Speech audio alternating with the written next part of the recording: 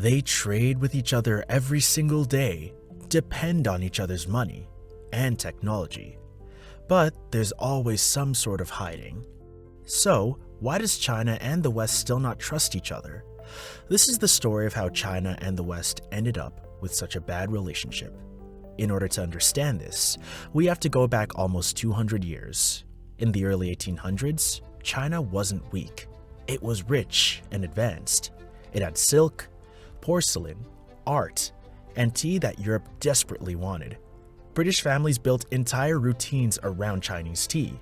European elites paid huge sums for Chinese goods. But China didn't need much from Britain. Trade had to be paid in silver. British silver reserves began shrinking fast. So, Britain found another product to sell: opium, grown in British-controlled India and smuggled into China. The drug spread quickly.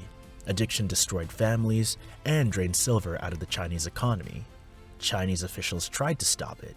A commissioner named Lin Zhezhu seized and destroyed large amounts of opium in 1839. Problem solved? Not quite.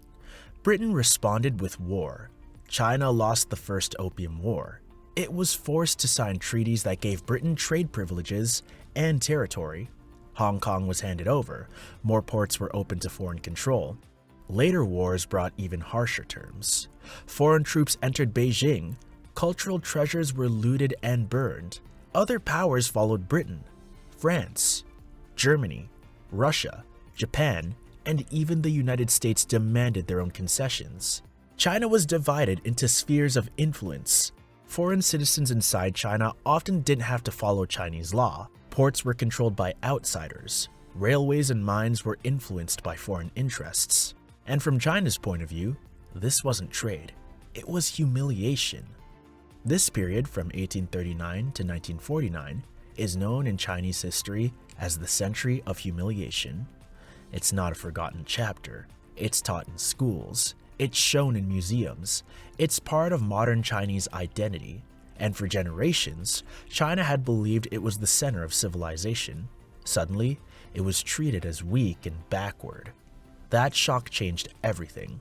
When the Qing dynasty collapsed in 1911, China fell into chaos. Warlords fought for power. Japan invaded in the 1930s and committed brutal atrocities. World War II brought more destruction. And finally, in 1949, the Communist Party took control. Mao Zedong declared that the Chinese people had stood up. From that moment, the new government built its legitimacy around one promise: never again. Never again would foreign powers dictate terms. Never again would weakness invite invasion.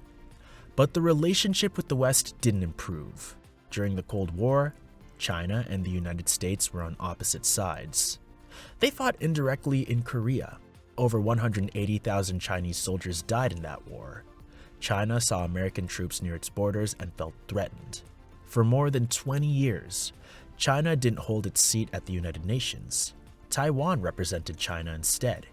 The United States supported Taiwan militarily, and from Beijing's perspective, this felt like another refusal to accept China's sovereignty. Later on, China and the United States improved relations in the 1970s. Trade increased. Western companies invested in China. Factories grew. China joined the World Trade Organization in 2001, and for a while, it seemed like cooperation was working. China followed global trade rules. Western consumers brought Chinese goods. Companies made profit. China lifted hundreds of millions of people out of poverty. But trust was always fragile. As China's economy grew larger, Western governments began to worry. Factories in Europe and America closed. Manufacturing jobs moved to China. Some accused China of unfair trade practices. Others accused it of copying technology. From the Western point of view, it looked like China was using the system without fully following its spirit. And from China's point of view, it looked completely different. China believed it had finally learned how the modern world worked. It had studied Western industry, built its own factories, and competed successfully. But when Chinese technology companies like Huawei and ZTE expanded globally, they faced bans and restrictions. China saw a pattern. When it produced cheap goods, it was welcomed. When it moved into high-tech competition, it was treated as a threat. Then, there was the South China Sea. China claims islands and waters in the region. The United States says it's protecting freedom of navigation. American warships patrol nearby waters. China sees military bases in Japan, South Korea, and the Philippines. Both sides believe they are acting defensively. There was also a movement that deeply affected Chinese public opinion. In 1999, during NATO's bombing campaign in Yugoslavia, a US missile struck the Chinese embassy in Belgrade. 3 Chinese journalists were killed. The United States said it was an accident caused by outdated maps, but many in China didn't believe it. The embassy was clearly marked. Embassies are protected under international law, and for many Chinese citizens, this incident confirmed a long-standing suspicion that Western powers follow rules when convenient and ignore them when necessary. Protests broke out in China, anger spread, and the people remembered. Today, Western countries criticize China on issues like human rights, internet censorship, and political freedoms. China responds by pointing to Western military interventions in Iraq and Libya. China argues that Western countries speak about democracy and law, but sometimes use force without United Nations approval. The West argues that China restricts freedoms and challenges international norms.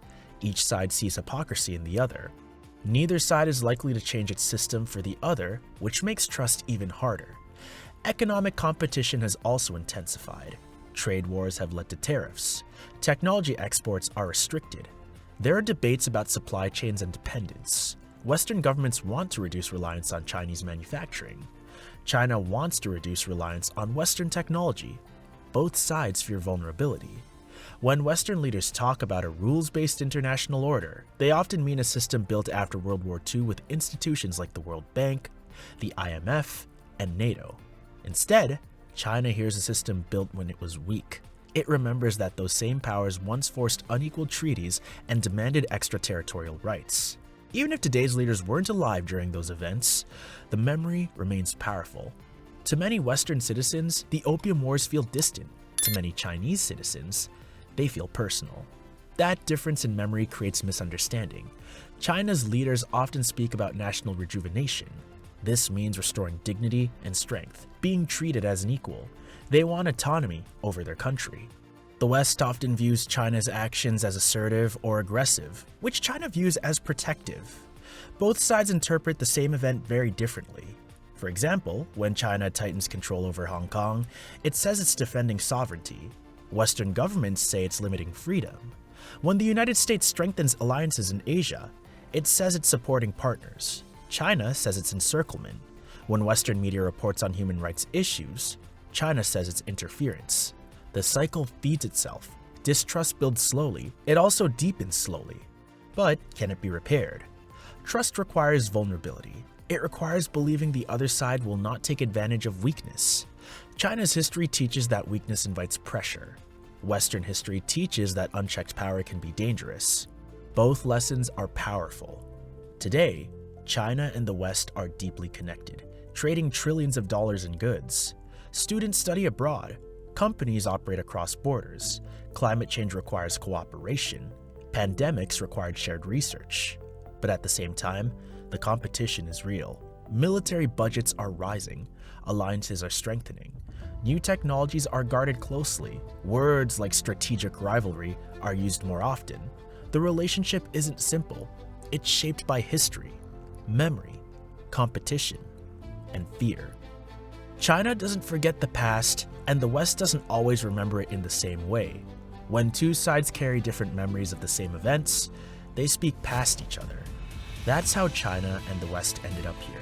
Not because they were destined to hate each other, not because conflict is inevitable, but because history left scars on one side and blind spots on the other.